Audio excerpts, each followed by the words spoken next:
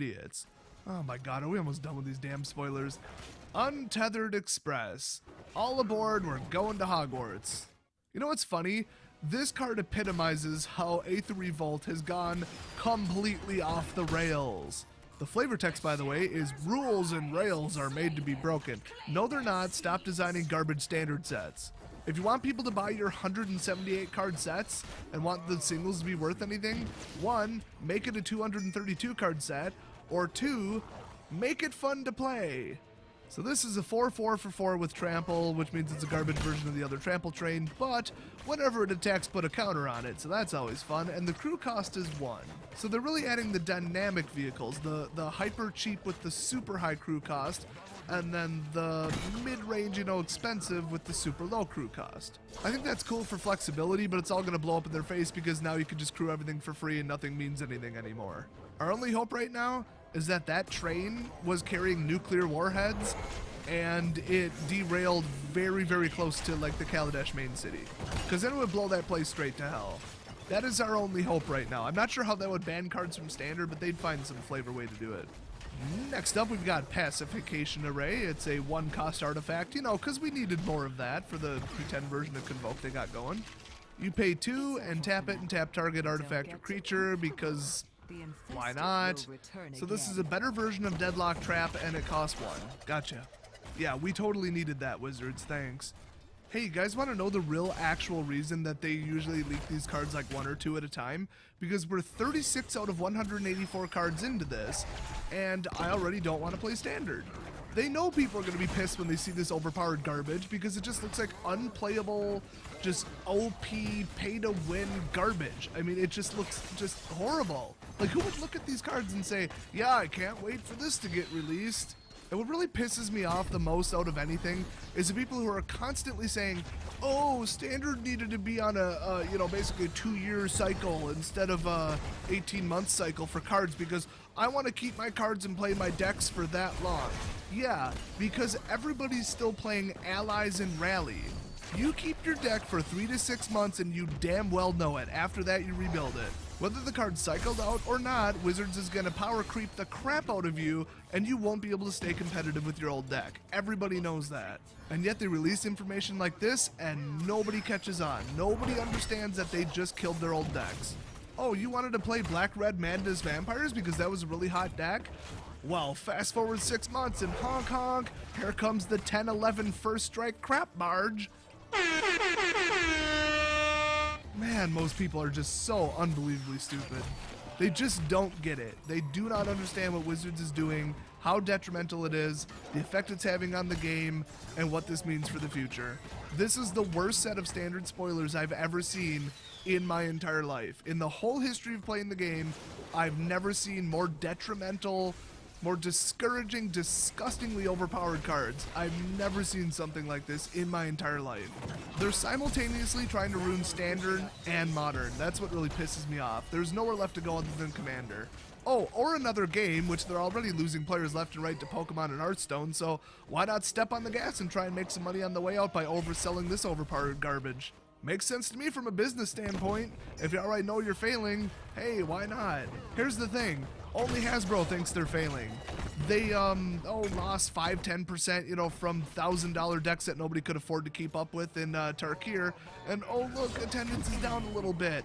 Do something. Full art lands, get out the expeditions, do this, do that. Reprint Eternal Masters. Just everything we could do to shovel the money in. Quick, grab all the money. Like hungry hippos are all stuffing money into their mouths. Now, if you were to wind back the clock just a little bit, you know that they're making about triple the amount of money as of Return to Ravnica. That's the unofficial rumor going around, that their total print volume and their total sales volume tripled when Return to Ravnica came out. So they're actually wildly successful, so a little tiny drop of like 5, 10, 15, maybe 20% right around, cons, and they lost a little bit around Origins, a little bit around SOI, you lose people, whatever. I mean, some people, they got into Magic, played for 2-3 years, and then just said, screw it. Whatever. I mean, you're going to have a rebound. You can't continue to go up forever, okay? Were these the same people that are just so stupid they were, like, building houses left and right saying, wow, housing is going up 10% per year. That'll maintain for the next 10 years?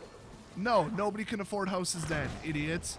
Seriously, anybody investing in the housing market right in 2006 and 2007 must have had something wrong with their head. At a certain point, it's gonna have to rebound, and unfortunately, it didn't exactly just rebound and equalize a little bit and kind of normalize. No, it went straight down the toilet, but that's because Bank of America decided to give loans to idiots. So in this case, back in the corporate world with Hasbro, they think that they need to pull all these ridiculous tricks, printing just stupidly overpowered cards that everybody, needs, let's be honest. If you want to keep playing the game, you now need Aether Revolt, because apparently Hasbro needs money, and they're failing to see that they just attracted double the triple the amount of customers that they had before. Well, now they're gonna piss them off and scare them away, like permanently. Nobody's ever coming back to Magic with this level of power creep. Never. Every single change they've made, even Magic Online, going to treasure chests or whatever the hell they're called, and this and that, and the extra sets, and releasing all these in a row and purposely trying to screw over investors and re-releasing stuff that they lied about and said was limited. I mean, all this just outright lying to the customers lately to make more money and just ripping them off online. It's just unbelievable, the stupidity of some people, that they can't see what's going on here. Wizards is doing everything they can to make money until it all collapses on them, and it will. This isn't sustainable. Ask anybody who has an 8th grade economics level education, which apparently Wizards doesn't, have anybody like that working there. What happens if you keep pushing and pushing and pushing and pushing and pushing for more money in something that people don't need? Okay, they're not selling me food, they're not selling me electricity or water. You can't keep pissing off your customers and demanding more and more and more money. People aren't just gonna summon more money or take it away from food or water or housing or electricity and put it into your products. Sorry. Oh, last time I checked, the whole world isn't making 50% more money all of a sudden. If they were, that would cause inflation and it would equalize. That's not even logical. It's just stupid, careless, and irresponsible. I don't know what the hell either Wizards of the Coast management or Hasbro, or both of them because of pressure on them, is thinking right now. What they should be doing is putting out just a fun-to-play mechanic that people are like, oh man, I want to try that, but not make it overpowered. Just make the people who are interested in it, they can buy the cards, and then a couple solid, kill spells and counter spells, because those are universal. There you go, couple good dual lands, you got yourself a set. No problem, sales would be exactly average. You don't have to force people with 10, 11 flying boats. Whatever, if they want to ruin the company, that affects me more than any of you, I guarantee you that. But I'll be playing Magic no matter what, to an extent. I mean, I already lowered the amount that I order because the singles aren't worth a damn thing, and they just effectively increase the shipping overhead by making a bunch of $5 cards now $3 cards. They just destroyed the margin, basically. But because of their recent stupidity, I just started a 3rd channel. So if it continues to go down this road, I'm going to release maybe one video a week, if not just shut down this channel. So thanks, Wizards, you deserve it. I'll see you guys next video.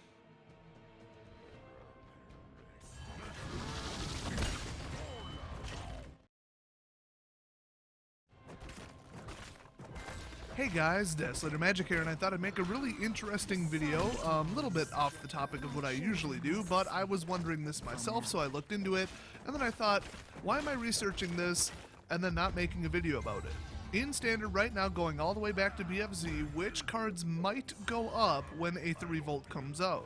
Now, with only like 20 or so cards spoiled, it's pretty hard to say, but we do know one of the mechanics, and usually once you've seen that many cards, you can get a feel for the overall strategy. Like, is it going to be spell heavy, creature heavy, one mechanic heavy? Like, when you saw the very first card with Devotion, you thought, oh, okay, I don't think I'll invest in dual color lands, thanks. And it turns out, yeah, there were mixed color decks and there were mono decks that ran Devotion. There was even 2-color Devotion decks, and those were kind of a train wreck. Now, we do already know that one of the mechanics is going to be Improvise, which is basically Super Convoke, but only for artifacts. So actually, I had to go check what the name is.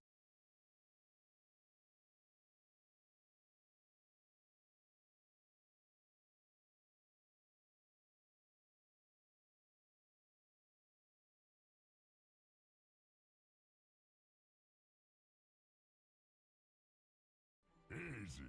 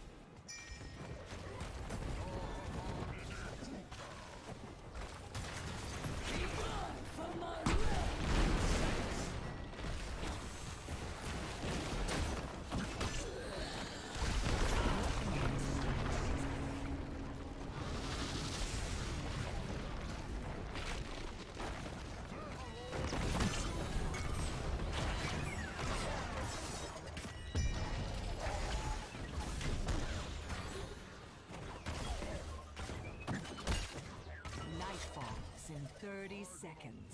Are you ready for some amusement?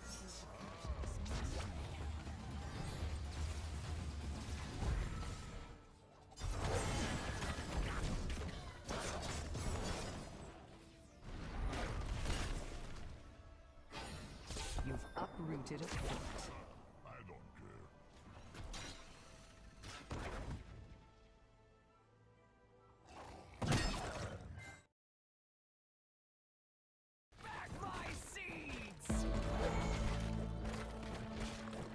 Ladies and gentlemen, my name is Paul, and in this Game to the video we have a couple of additional AMD pieces of news. Of course, CS 2017 has shown off the Vega architecture to the world, where AMD revealed it in kind of an odd fashion. We did an architecture analysis, which I'll link in the video description, but a couple of new pieces of news have popped up concerning Vega, which we'll tackle in this video, and that includes shots of the actual GPU, not the PCB, but just the raw GPU. We have an actual official demo of Doom at 4K, and finally we have a whole bunch of Summit Ridge / Ryzen motherboards, and they are complete with their requisite specifications. So let's go through the stack, shall we? Get it? Stack, high bandwidth. No, okay, I'll stop. Anywho, starting with the Vega GPU, you can see that yes, it does have a pretty damn large bit of silicon, which is of course the big main primary one at the very top, and then underneath that you've got the two smaller pieces of silicon, which are naturally the HBM2 memory.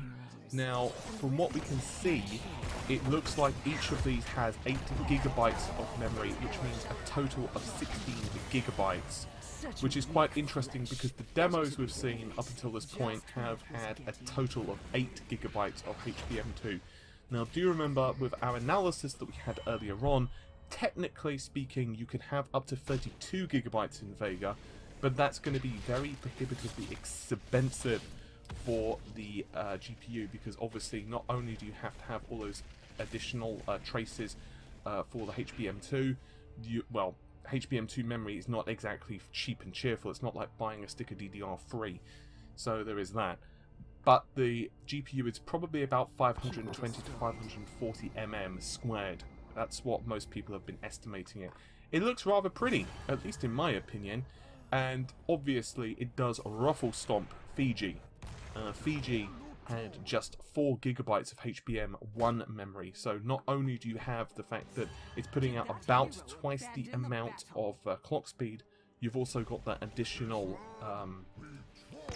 amount of RAM. And do remember as well, we were talking about in the analysis, you've got the virtual memory and virtual memory addressing thanks to the caching system, and that's going to be really interesting, mostly for folks who have fast SSDs. We're not talking about someone who has like perhaps even a SATA 3, but if you have something like M.2 or above ideally, then it's going to be very cool. Anyway, on to Doom. There's nothing particularly new here. I would love to know what actually they were running in terms of the difference between the demo here and the demo that was shown off previously. It's a very short video, about 30ish seconds long, but what they do show, of course, is Doom running on Ultra, once again utilizing Vulkan, and supposedly it's ruffle stomping 60 FPS. Now they are basically showing off a whole bunch of other stuff. There was Star Wars Battlefront, of course, that was shown off, and it looks really impressive so far. Frankly speaking, Ryzen is very impressive for CPUs, yes, but Vega, I really want to know what's happening.